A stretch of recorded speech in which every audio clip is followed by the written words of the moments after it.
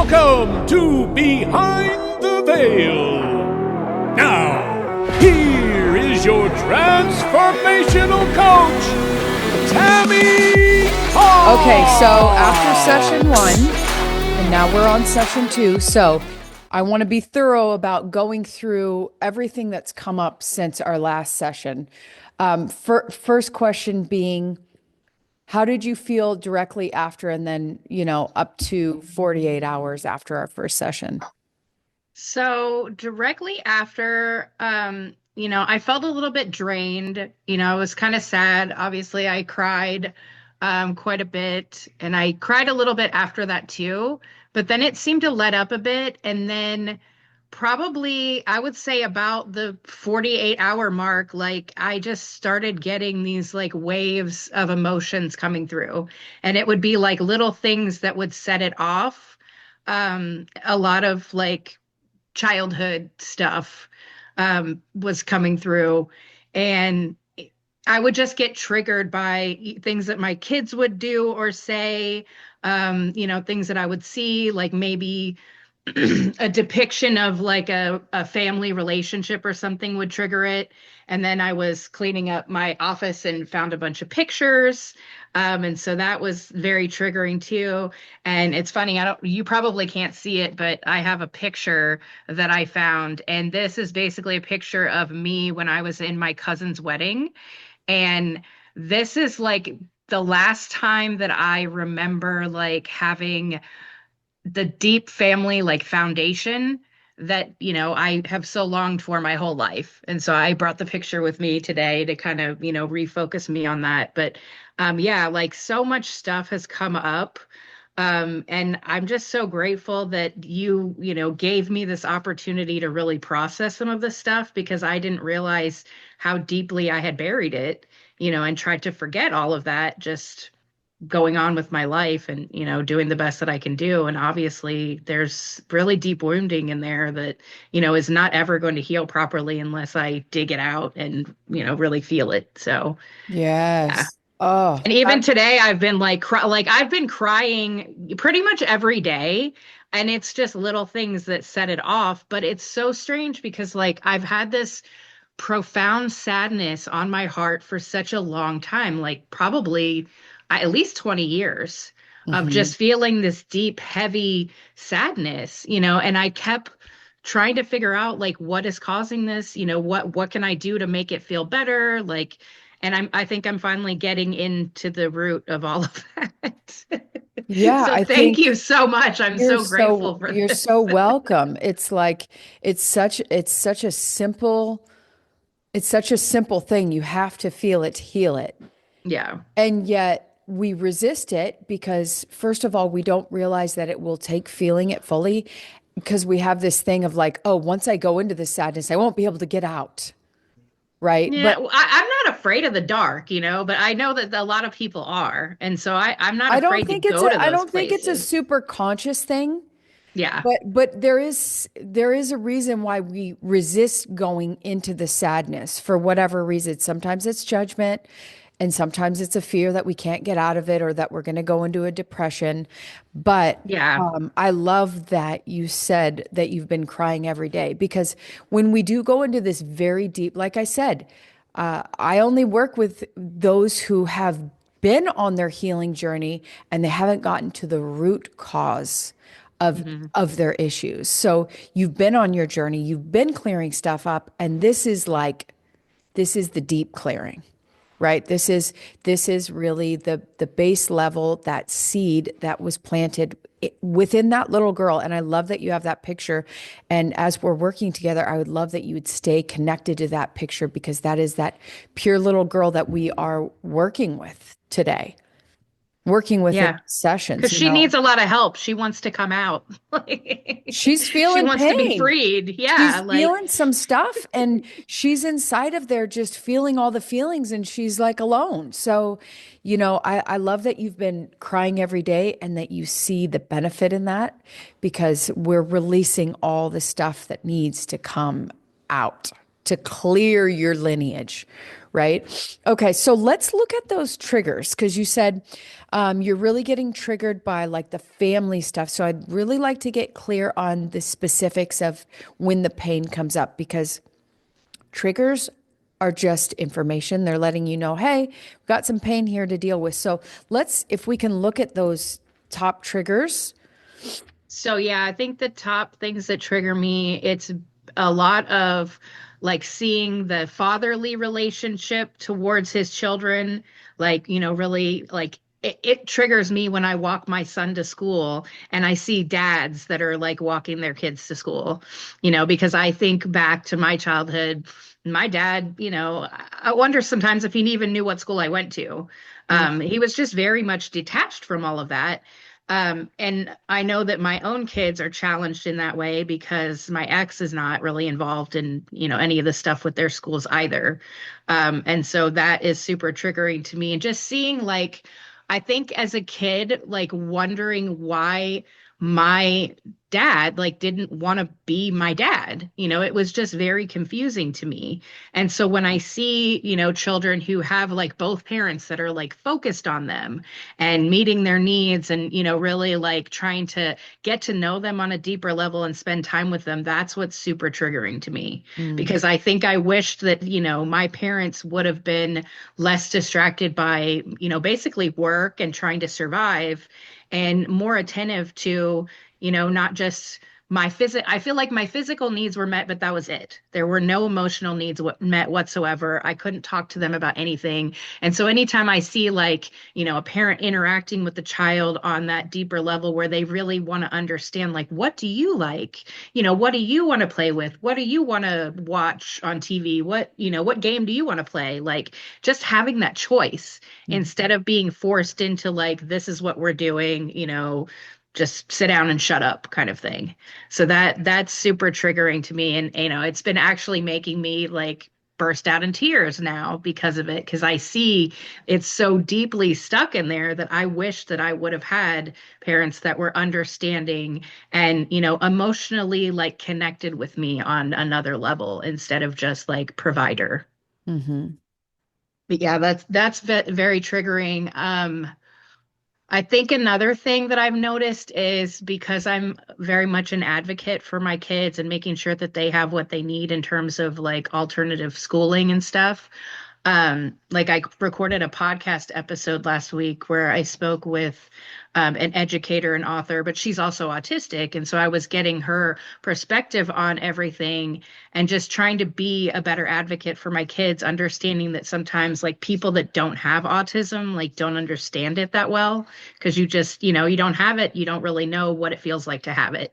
And so trying to get that other perspective, but it was triggering for me because knowing that I was different and knowing that I was gifted, and my parents knew that, they didn't really try to get me like more understanding in that area or try to do things that like, were in alignment with what that meant.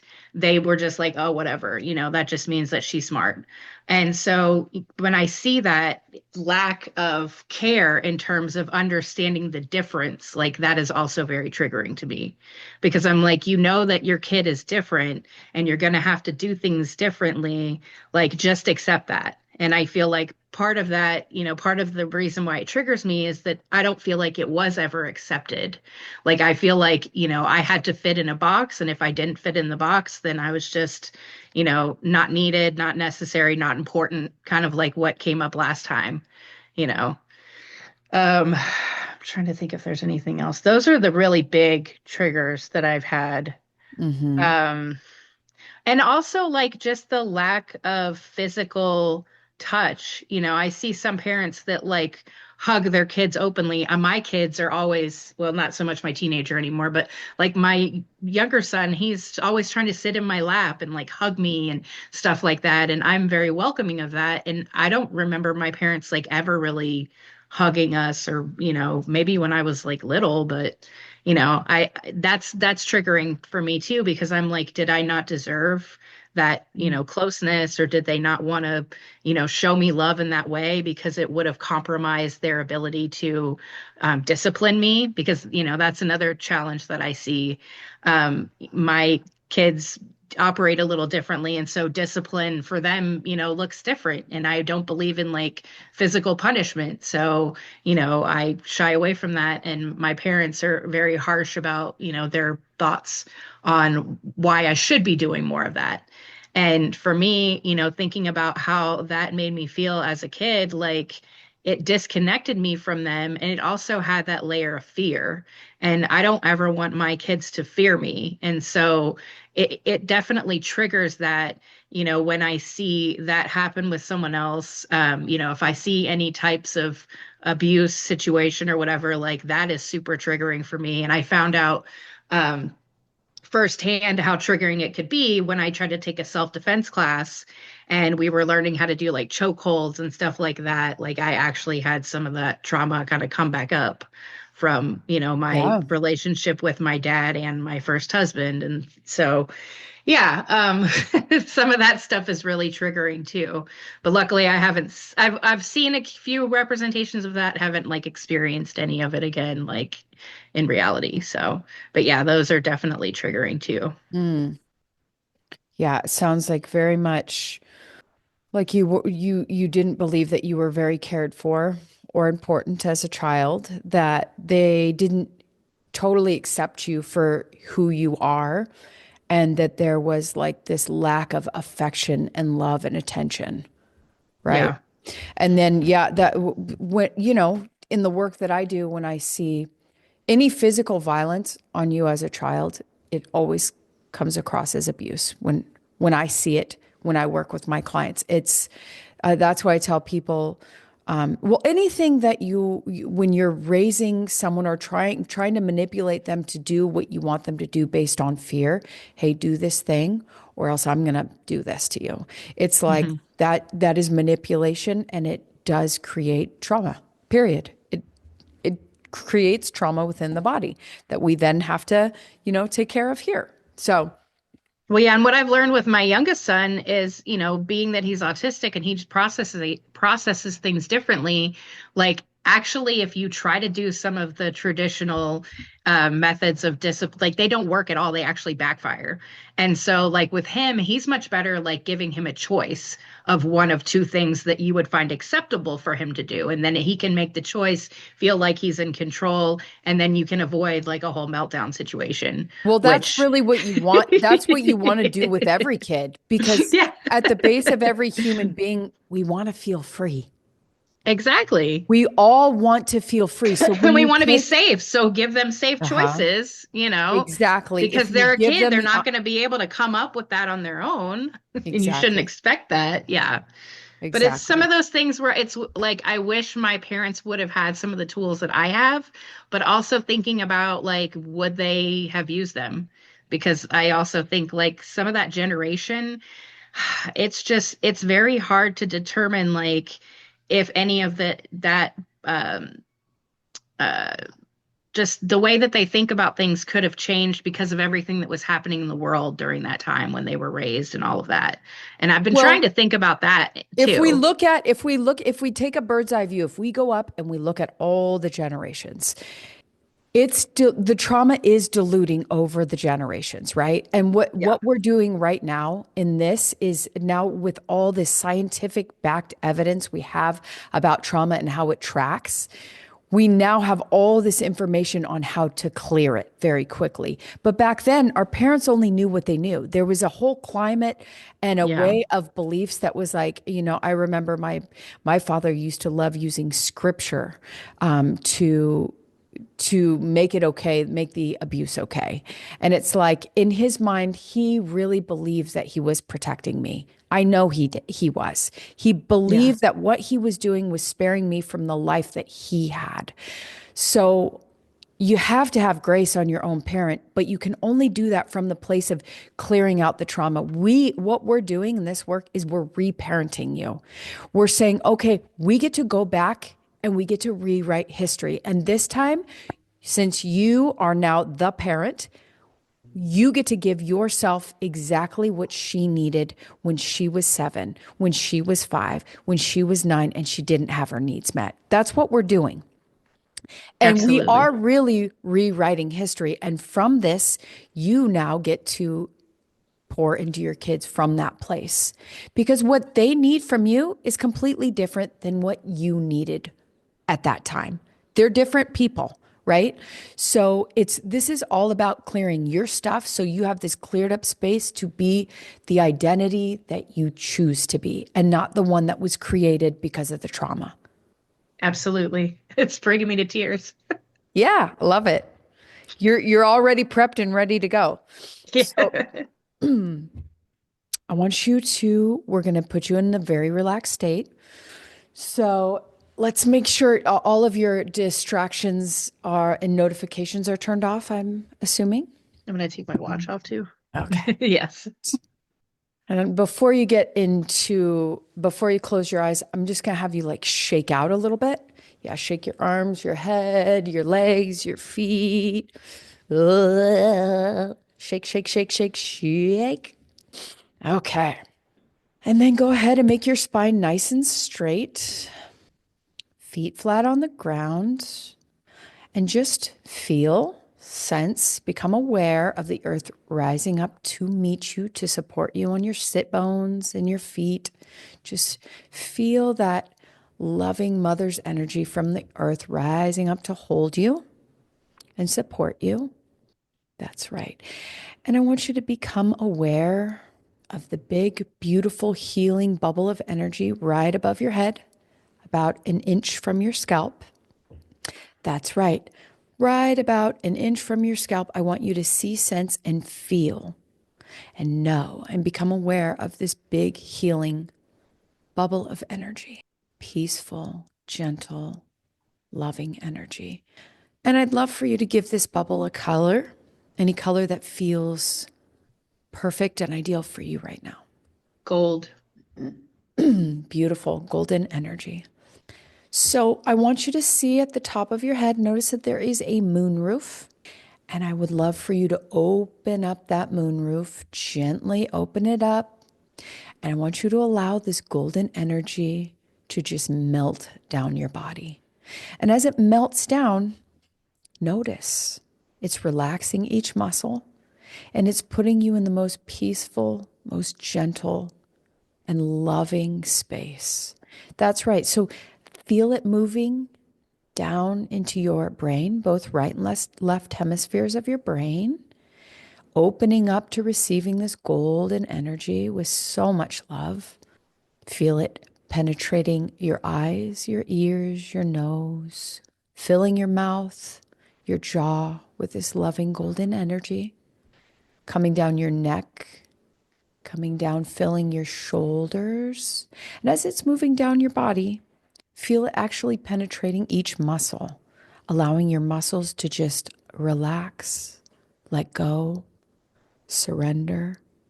As it moves down your arms, just allow your cells to just open up to receiving this golden healing energy, moving down to your elbows and your wrists and your fingers, filling and opening up your heart center. That's right, to allowing in this golden energy. Beautiful. And then move it down your abdomen to your hips, filling each organ, each muscle, each tissue, each strand of DNA, RNA, all the way down to your epigenetics. That's right. Moving down your legs to your knees and your toes, putting your entire body into this relaxed, healing, loving state. Take a deep breath in. And as you exhale out, expand that golden energy bubble to completely surround your body. That's right, about 3 feet around your body on every side, so that you're floating in this egg-shaped golden energy bubble. That's right, being so connected to that golden energy, feeling that peaceful, gentle, natural state. This is your set point. This is your natural emotional set point. Allowing with each breath and each beat of your heart to go deeper and deeper and deeper on an energetic level and also a cellular level. And as long as you're connected to this golden energy bubble, you feel safe and loved. And if at any point you don't feel that, I want you to just allow that golden energy bubble to pop up on your mind and allow it to just melt away any sort of anxiousness, any sort of negative thought with ease. And now I want to turn your focus into the body, the very center of the body. We're going to go all the way to the core, all the way to the center of your body. And I want you to become aware of remembering those feelings we were talking about earlier of feeling detached from your parents, feeling like they didn't care for you, feeling like they didn't accept you for all that you are. I want you to turn your body inward and realize, recognize, and become aware that there's a place in your body where these emotions stem from originally. I'd love for you to take your hand and place it on that area, first impression. And what color is that area? Orange. Orange. I want you to go all the way to the center of that orange, all the way to the very center. See, sense, recognize that out from that orange is projecting out from your body a screen, a picture, an image, or maybe a series of images. And as you allow that picture to get very, very clear, you notice and recognize that this is a memory, the very first memory of feeling these emotions.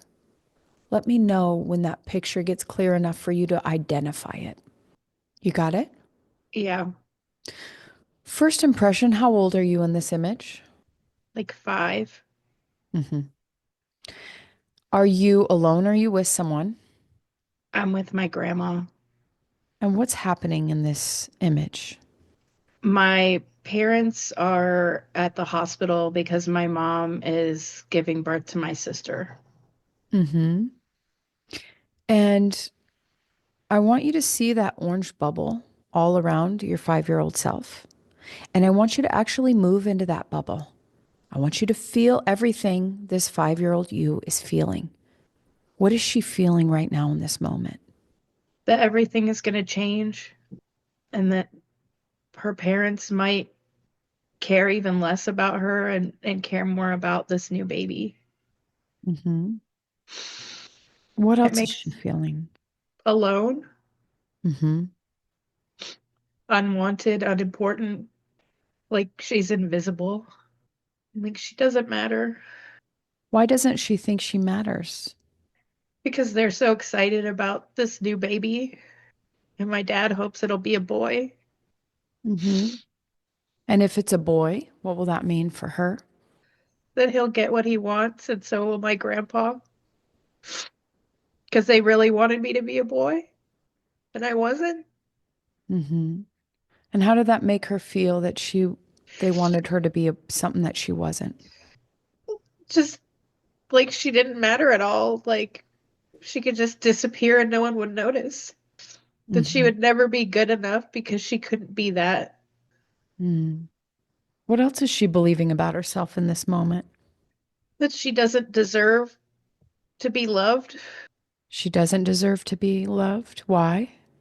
because she isn't what everybody else wanted. Mm. What else is she believing about herself? That she's not good enough, Mm. not not pretty enough, not charismatic enough, or she doesn't listen to everything all the time and do what everyone wants her to do. She just wants to be free to be happy and playful. Does she care a lot about what other people think? Yes. Does her value does her value rest on what everyone else thinks about her? Yeah. Because if they don't think about her, they won't pay attention to her. And what will happen if they don't pay attention to her? She'll feel all alone And and sad what does she believe will happen if she's all alone?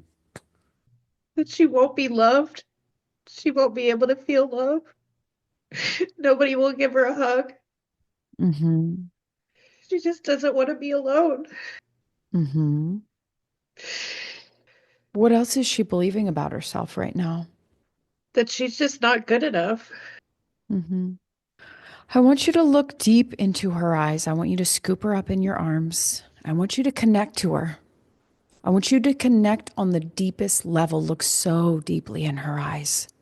And I want you to let her know that she is so important that you come all the way back from the future to be with her in this moment, to let her know how special she is, how wonderful she is, and how perfect she is. That she is everything that she intended herself to be before she even came. That she chose these parents, that she chose this time, that she chose this family. And she chose them for her own unique purposes.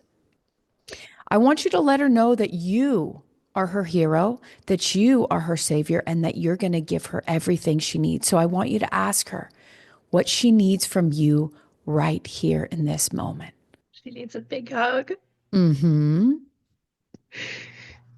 She needs to know that somebody's going to be there for her, regardless of what she looks like and what she likes and what she turns out to be. Mm-hmm. And she's always going to have support, and it's not going to be dependent on things that she does Mm-hmm. or doesn't do. Mm-hmm. She doesn't have to impress anybody, Mm-hmm. and she doesn't have to worry about fitting into someone else's expectations. Mm-hmm. And I'm going to love her no matter what. Mm-hmm. And I love that she's different. Yes. It's what makes her so special. Mm-hmm. And I wouldn't want her to be like anybody else. Mm. What else? What other wisdom can you give her that will set her up for the best experience? Knowing that right here, right now, we're rewriting history. I want you to give her everything that she needs to know to live that sort of life. She needs to know that above all else, that she needs to take care of herself and be happy in her own body and with herself and not worry about what other people think or tell her to do. Mm-hmm. Because those people are not in her body or having her experiences, and they don't understand what it feels like to be her. Mm-hmm. And that's okay, that they don't have to understand that. Mm-hmm. But she doesn't need to forsake herself for other people and feel like she needs to save everybody and make them think the way that she does. Mm-hmm. It's okay. Mm-hmm.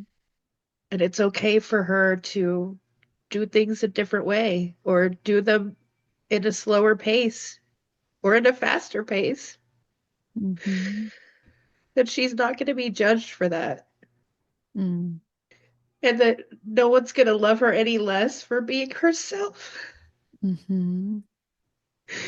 And that we wouldn't want her to be anything else. Mm-hmm. We wouldn't want her to shine less bright just because we can't handle the light. Mm-hmm. Is she listening? Is she taking in everything that you're saying? Yeah, she is.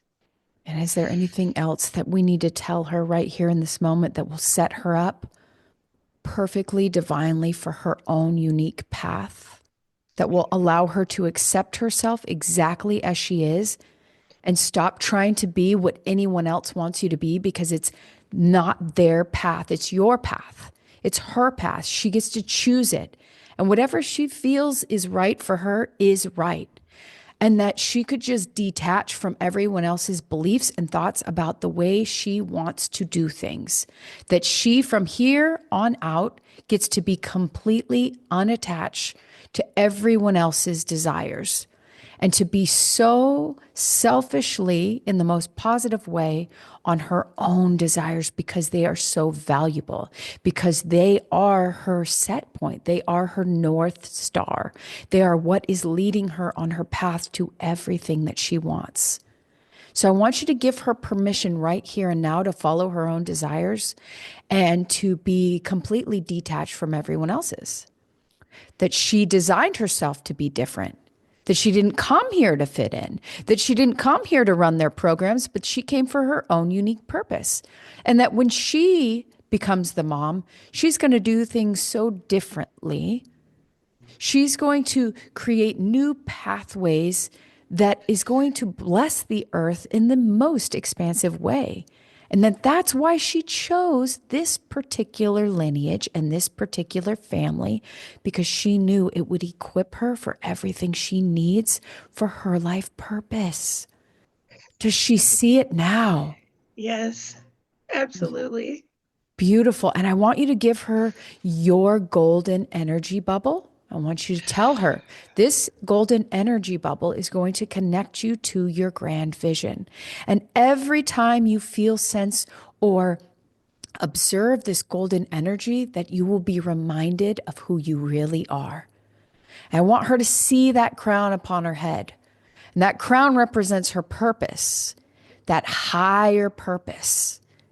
That's right. I want her to connect to that golden energy, see that crown on her head, and know that she created all this in order to remind herself, to wake herself up to that big, beautiful purpose, that she came to bring that unconditional love to the world.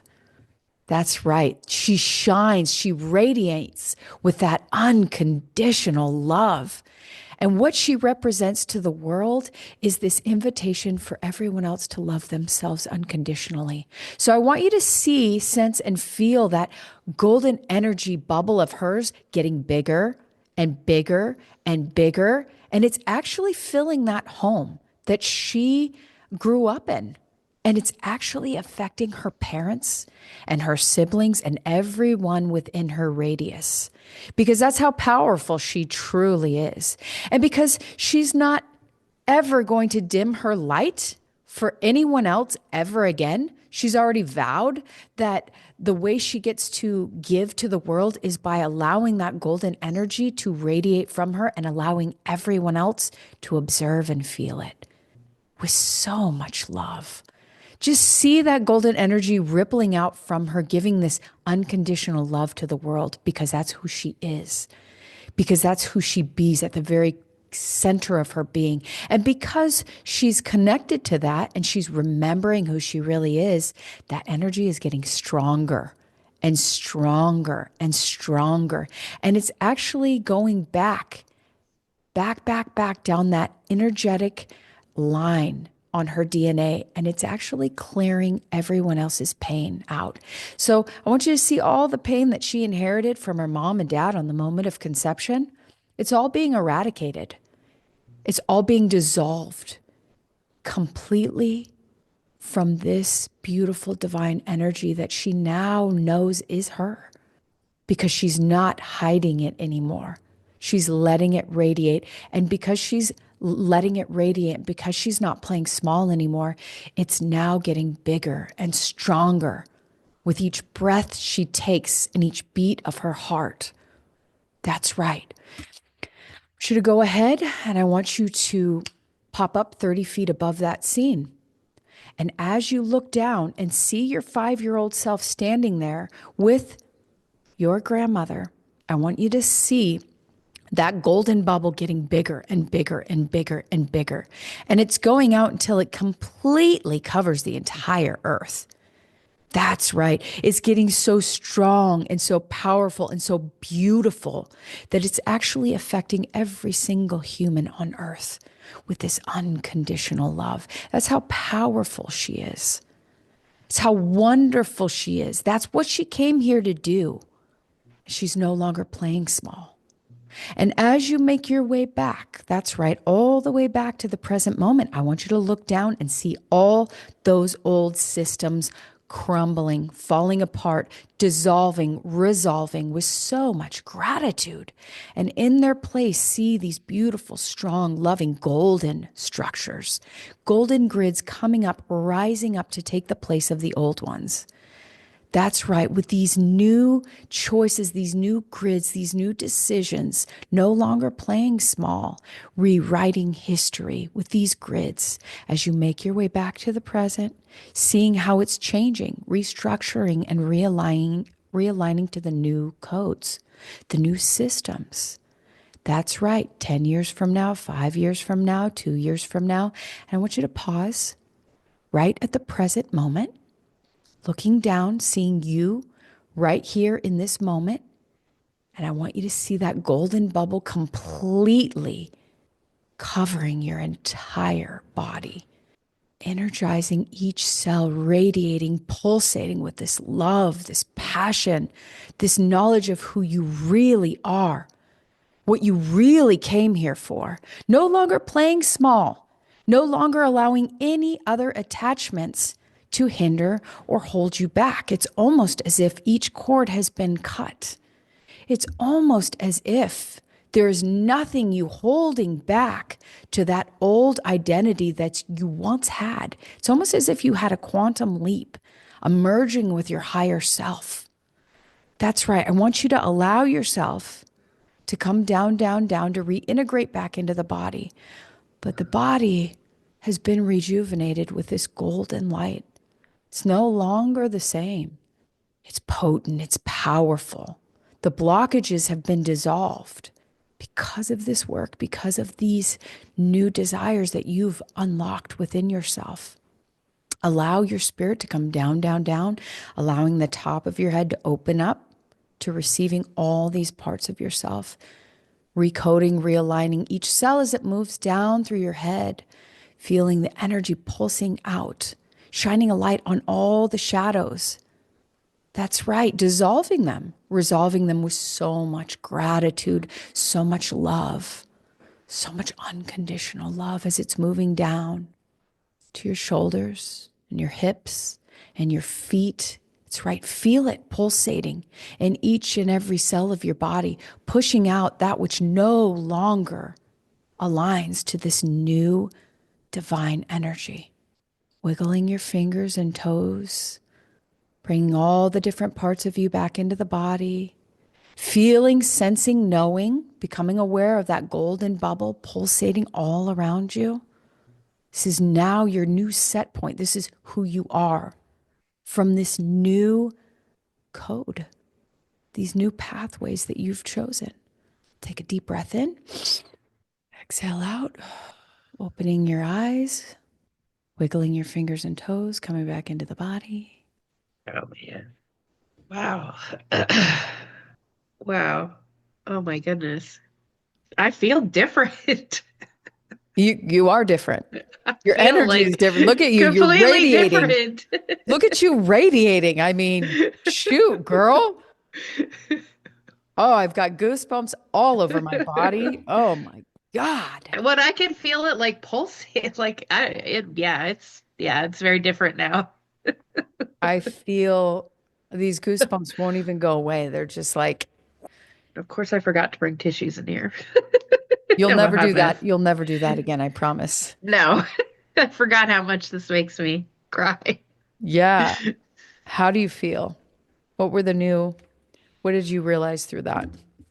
Wow. I mean, I never thought so much that the whole like I wish you were a boy thing bothered me, but obviously it really did at a deeper level. Well, and I didn't even share with you about it, but like my grandfather, when I was little, like he was so disappointed that I wasn't a boy that he would buy me like boys' toys, boys' clothes. And my mom would get really upset about it because she would be like, she's not a boy, she's a girl. But then I ended up being a tomboy, so I kind of liked some of that stuff. So I mean, I didn't know how I felt about it, but obviously at a deeper level, it made me feel inadequate and that I was never enough. And there was something, wrong with me because I was different. And then obviously going back to when my sister was born, um, that was a profound shift in the way that I felt in my family because everything focused on her after that point, and it was like I didn't exist anymore. And so it just makes a lot of sense why we shifted back to that point. because I think that's where a lot of things profoundly changed for me. And that's where I started to feel alone. And it just carried on like through the rest of the time that I, lived at home with my parents. It's like I always felt alone, like, I was never going to be focused on again. Wow. Oh, yeah, I feel completely different, but definitely in a good way. Like I feel like I'm not held back by all of that stuff anymore. And there's been a lot of, releasing in here. Like my heart isn't as heavy and sad as it was. It's because I don't need to carry that stuff with me. And obviously there was a bigger purpose for it that I just didn't understand at the time. Mm-hmm. And I kind of knew that all along, but it's really hard to understand why you would choose to suffer so much. And it's like we all have different kinds of suffering that we endure, but like if your path is higher, your suffering is going to be a lot harder. And, it doesn't have to be the suffering where it's like you're, out on the streets, homeless. Like it doesn't have to be that degree of suffering to be extreme suffering. Like emotional suffering is just as bad as, physical suffering sometimes. So, just understanding that obviously I, have a lot bigger path and bigger shoes to fill. And that's why I needed this training, even though it was very, very painful. Yeah. Wow. It's just, and I kind of knew that already, but it's just being reminded of it. Like you have to go deep, you have to dig down, you've got to get to the core of all of this before you can really heal it. Yeah. I mean, it's like quantum shifting. Yeah. You are literally, you're merging with your higher self right now. That's what you're doing. That's Which the I'm so process that I'm grateful about. for. Yeah. It's like this is what I came here to do is like instead of spending many, many years to uncover your purpose, it's like, what if it can happen so fast where you just have this massive shift? Yeah. Like, Yeah. so awesome. You So, truly have a gift for this. oh, thank you, darling. Um, so what you get to work on is these commands by noticing from now until our next meeting. I want you to notice where these commands come up because commands are just the beliefs that are so deeply imprinted on your subconscious mind that they're running the show. So when you get triggered, I want you to look for these, okay? She's not good enough. She doesn't deserve to be loved. And these are I am. I'm alone is the biggest one. I'm alone is like it's one of your biggest commands. So I want you to really look out for that. I'm not good enough. I don't deserve to be loved. I'm not what they wanted. I'm not pretty enough. Oh, and Got it. I don't matter. Yeah. Well, and I'm unimportant. I'm not important. Yeah, those are definitely reoccurring themes. Hmm. Definitely the I'm alone. Well, and it's funny because that's why I started my podcast is because I wanted people to not feel like they were alone in parenting or in business. Because then when I started my own business, I felt alone all the time with that because I was used to working in an office with other people. And now I'm, like a solo entrepreneur doing my stuff every day by myself. And so I, don't have anybody to really like feel like I'm not alone. So that's why I started the podcast so that I could talk to other people about, tools that we have, mentors, community, your tribe of people, and just ways that you could not feel alone. So obviously this is a huge reoccurring theme for me is that feeling like I'm alone. Yes. And I'd even say most people I work with have that the alone piece is really big. It's a huge fear for a lot of people. It's a huge belief that a lot of people have. And yet here we are on a world of like what how many billions of people? 40 billion or whatever, and it's like we're all feeling alone even though we have people everywhere, and beyond people there's this bigger part of us that is always there, right? And Yeah. yet that is such a big thing, big belief that people have. So I think it's quite interesting. And well, as far as the lineage goes in epigenetics, back when we were in tribes, being alone meant death. Hmm. We weren't safe if we weren't alone. So it makes sense why a lot of people have fear around it. And at the same time, we have to understand that our beliefs aren't, they're only true because we made them true, Hmm. right? We aren't alone on any level. We're not alone, but beliefs are perception. Hmm. So Well, that's, yeah, and before I got into more spiritual practices, like I did feel that more profound feeling of being alone more often. And now that I have a better spiritual practice and, have an understanding that I'm actually never really alone, that I always have, guidance with me, angels with me, like I've always got someone with me. mhm. I mean, it's been a lot better knowing that, but I think there are a lot of people who don't understand that piece of it too.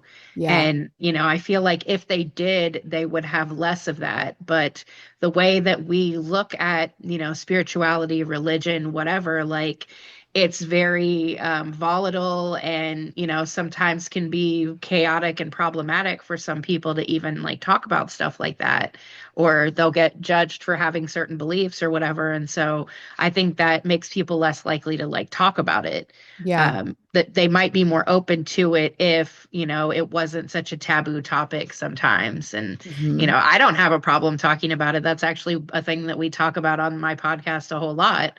But I feel like most people are not really comfortable like talking about that because they don't want to be judged for being crazy or, like uh demonic or, worshiping something that's not, Yeah. Oh, I know. respected or whatever. I was Like raised in religion. I so definitely know. crazy. I Well, yeah, but definitely know those. I think it's just that's the path to healing though too, is just understanding that like, that spiritual practice is deeply personal to you. And in order for you to get what you need, like I was saying, about getting my needs met and, worrying about like taking care of myself first, that's something that I've learned. And you can do more of that with a good spiritual practice because you're really getting to that soul level of taking care of yourself by having that. And I think that's one of the most profound things that I've learned like on my journey. And then in learning that, recognizing that I'm not actually alone. Mhm. And I think that's one of the ways that I made it through childhood was even when my parents stopped going to church because they got upset at one of the pastors that was at one of our churches, I continued to go to church without them. And Oh. that's the one thing that I kind of, kept in my back pocket the whole time to like get me through some of the rough times is knowing that like, on a grander scale, I'm not actually alone. Mhm. And so that's really the main Interesting. thing that got me through it. And my faith has changed over time because I started out like, more Methodist and now I lean more like unity teaching. So, Mhm. but there's a whole lot of things that you can look into to figure out what's best for you Yeah. because, Well, everybody gets to unity is great. decide Unity is what's great. best. Yeah, unity is great because it leaves out, you know, something that got introduced to the church back, what, a couple hundred years ago, which was, this idea of a hell that happens after Yeah. life. Yeah. Before that, I'd say, Christianity was much purer, you know, before these beliefs. The heaven and hell talked about in the Bible, I believe, is talking about in the physical experience. But Absolutely. what's taught in most churches is that's this pit of fire that you're going to go to if you don't do these things ever so correctly. So Yeah, the whole control aspect of it. the fear-based premise. But yeah, okay. So the other thing that you get to really work on is when you get triggered, I want you to get really curious about it. And I want you to look at what's coming up for me. What are the beliefs that I'm believing in this moment that are what wound is this tapping? And then the other part of this, because you have that really deep desire to please others. I know it's dissolving over time as on your growth journey, but you still got it there. So I want you to just notice when it comes up so that you can make the choice on purpose because the new you doesn't do things for other people if it's out of alignment for you. right? And that's so hard for me because I'm such I a, know, and I know it is, I think but I've over explained it for a long time is that I'm yeah. a giving person, but at the core of it, it's not But you're not because you're not giving to you first. exactly. That's So exactly what so it is. it's not, I know that you were trained, oh, we no, you have to give to you first. And so when we're changing your belief patterns, what we have to do to cement that in is to make different choices in that, because your beliefs are not going to change until your actions change with it. So when those times come up, and I want you to feel, this is intuition, right? And supporters like yourself, they don't always, they're not always allowing themselves to be led by their intuition. They feel it, everyone feels it, but you're not allowing yourself to be led for it. For instance, you have a hard time saying no. I want you to feel the hell no in your body. When someone asks you to do something and it's out of alignment, I want you to check in before you give anyone an answer. Someone asks you to do something, I want you to check in your body. You know immediately if it's a hell no. You know immediately. So then you trust it. And if you're on the like, I don't know, then do not give an answer. Okay. This is going to change your life if you start doing this regularly, because as a people pleaser, it's so deeply ingrained in you. If someone asks you to do something, oh, yes, yes, yes, yes. Yeah. And it could be your kids, it could be anyone. You got to practice this with your kids as well. Okay? Yes, I Because do. they don't need everything that you're giving them. And you're over giving because of that little girl who didn't get her needs met. So Yeah. this goes for your kids too. I want you to check in your body. And if it's a hell no, I don't want you to do it. You were reprogramming the circuits in your brain to basically choose a new system. And so all this work will be done in vain if we do not follow up. You know how you talked about spiritual practice? This is your spiritual practice. This is reprogramming you. Got it. So every time someone asks you to do something, it's going to be awkward for the first week because you're going to notice how many people ask you to do things. And this is because you're a supporter. They know you're going to say yes. So this is going to be most challenging for the next week, but I promise you, when you get so good at it, people will, one, they'll get used to your no. They'll learn to respect it. They may not initially. People are not always comfortable when you want to change, but that's also part of the spiritual practice, is being comfortable with other people's discomfort. Yeah, I had to learn that first with my ex because my ex tested me like every day with that. And there were times where it was like I would note, and it still happens to me sometimes, where it's like that people pleasing part like wants to say yes. And then I think about it, and for that reframing, I think about it like, I basically told this person that I was done. I'm not having a relationship anymore. We're divorced. Like, I'm not obligated to do those things anymore. And I think part of it was that, feeling like connected to people, like sometimes feeling obligated to do things, that they want you to do, but just being able, and sometimes I fail on it too, but a lot of times, more often than not, especially in that relationship that's changed, I can say no. And I'm actually Right. sometimes really proud of myself for saying no. But I Yeah. think it will But be what about with definitely your more kids? challenging with my kids. Yes, Yeah. exactly. Yep. That's going to be the harder one. That tends to be the hardest with supporters. Yeah. So, Well, and it's very accurate going back to, like how I felt as a kid. Like I didn't get those things. And, like I'm not going to make up for it now. So, and I it's not mean, my place to do that. if there was making up for it now, you have already done it. So we're good. Right. Um, and and here's another thing to note. I tell almost every parent, we think we're doing what's best for our child, but overgiving is not a benefit to your child either. No. They need to know that they have the source within them. And if Yeah, they're looking to someone else outside of themselves to be their source, then they're never truly going to learn how powerful they are.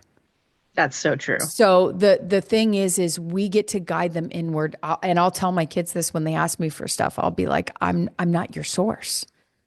That's a good one. Take it up with your source. I'm not your source, because I had like a massive savior complex.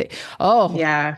Tammy to the rescue. Obviously, it goes into alignment with what I do now, but I have to learn that what's my part in it, and to empower my people to know the sources within them as well, that I'm not the source. So that's my spiritual practice, but yours gets to be you seeing all of them, your kids, in the perfection of who they are, that they are powerful, that they get to create for themselves. And you're going to be the one that lets them see it by your Yes. modeling. So Yes. yes, I'm excited for you. Yay. Oh, wow. Yeah, I feel so different now.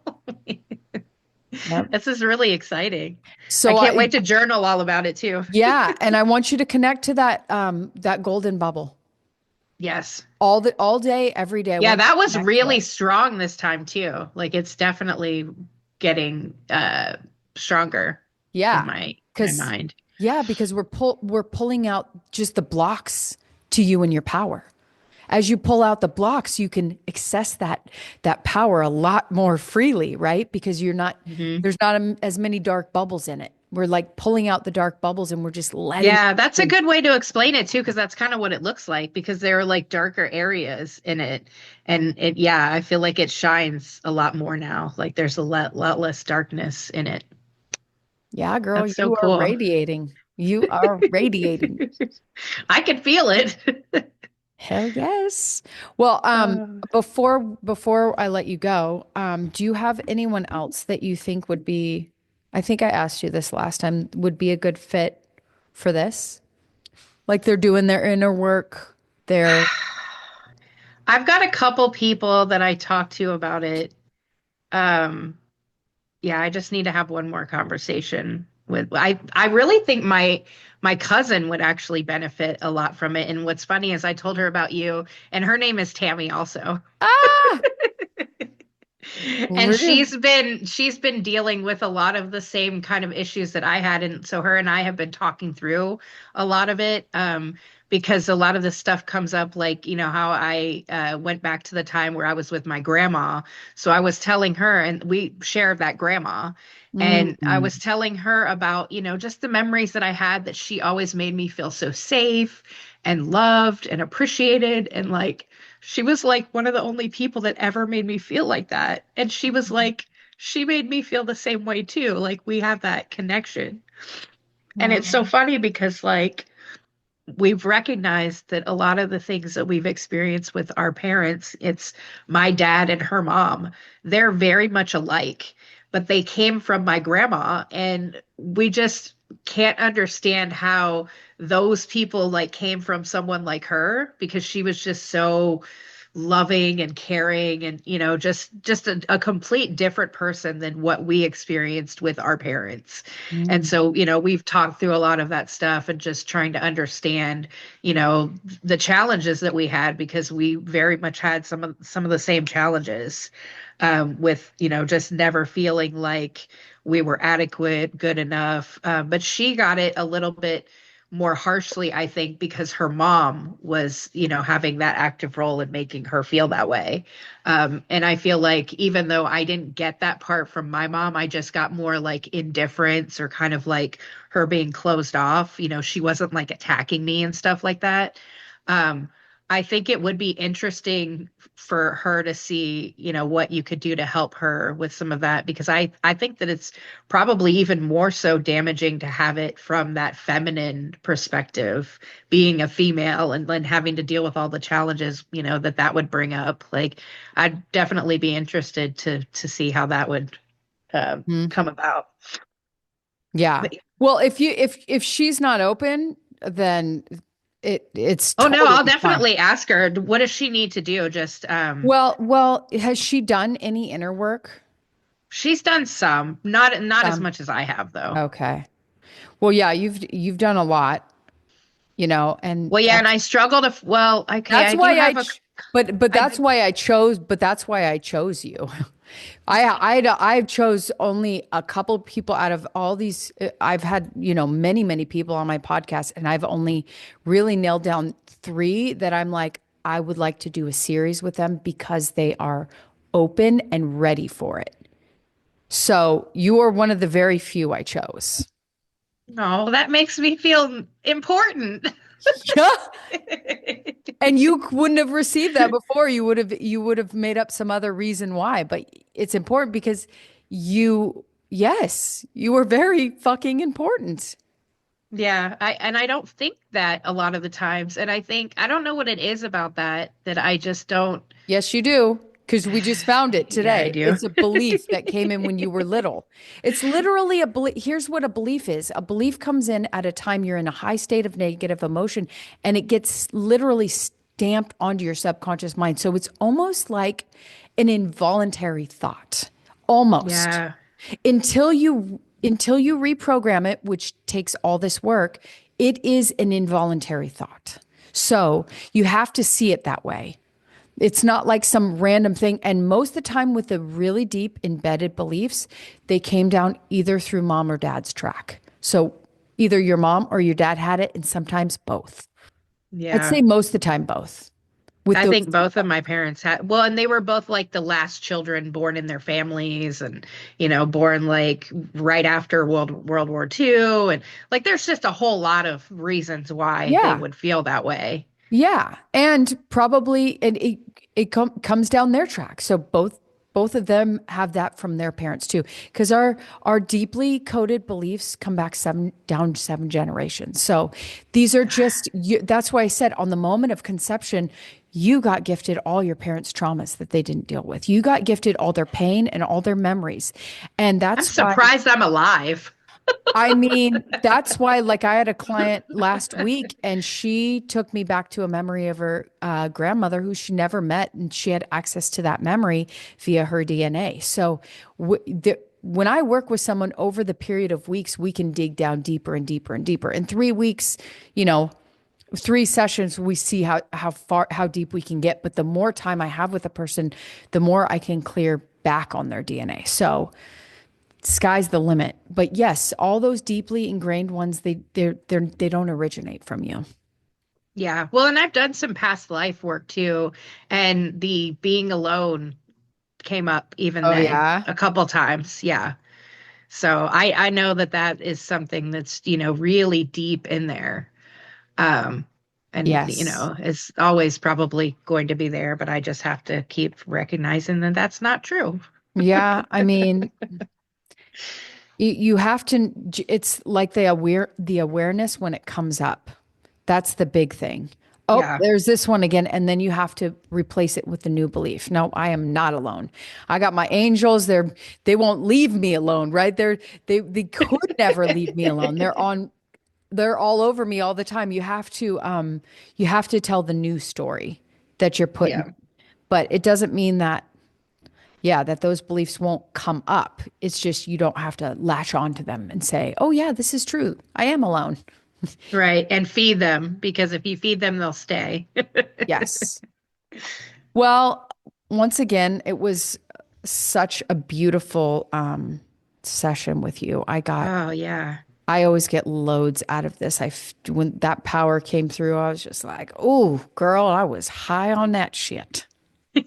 Good. So I'm make glad. so make sure you're connecting to that golden bubble, and feel free to give it to others as well. Absolutely. You can put it around your kids. You can energize them with it. You can make it as big as you want. You can cover the earth with it. I like to send mine out every day to at least cover the earth. Mm. So you get to make it as Maybe big things as will you want. get better They're always if we getting just better keep for doing it. they're always getting better for some. The thing is you can't override someone else's free will. Those Yeah, of us who are choosing to ascend, we're going up, but not everyone has made that choice. that And is true. we need those ones who are descending in order for us to ascend. So it's all good. However, not we can't choose for other people. They got to Yeah. make their own choices, and it's just all good. So yeah. Okay, Miss Yeah. Angela, you have a wonderful day. Remember to drink a lot of water, have that Epsom salt bath if you choose, Oh, and absolutely. I keep that journal handy for the next one. I'll send you the calendar for our next one. Okay. Okay, Thank darling. you so much, Tammy. You're so welcome. Have a fabulous day. Thanks, you too. Bye. Bye.